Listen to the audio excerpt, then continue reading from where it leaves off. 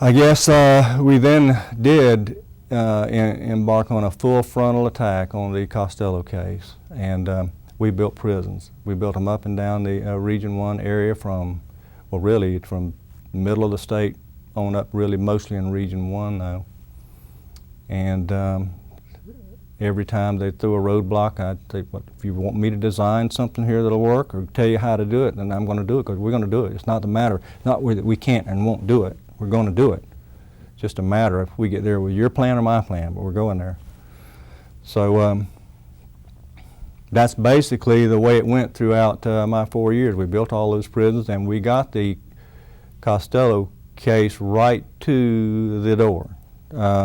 We did improve the health care. Eventually, I told you who I hired as the health director, my worst critic, and then I remember Charlie Matthews came up. I wore out the guy that I had. He left finally and went to California. But he called me up and said he was interested. He had been the director of the Sarasota hospital, I think, and I met him in Sarasota at the airport. I flew down there, and he said, I just have one question, is it doable? Meaning resolving the Costello case. I said, yes, it is.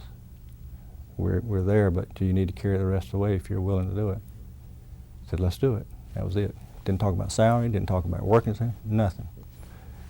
And he was the guy who eventually saw it through to the end, and I'm very grateful that he accepted that challenge. But the rest basically is I guess, putting together the bits and pieces that happened along the way. There were some disappointments in that gain time approach that was across the board. The flaw in it was that you had some people who may have been committed for a crime when they had actually committed other crimes that were more serious than that, and they had a violent nature. So it wasn't pure in that respect. And you had some of them who committed some sensational acts. In one case, there was a man who was released and got drunk, and police officers cornered him, and he shot and killed 3 of them. And of course, that does not help you any when the press blames that on early release, and rightfully so. My guess is he was the kind of guy who was going to get in trouble with somebody regardless. But nonetheless, those kinds of things work against you, and they fault the entire policy. The policy, though, in general was a good one.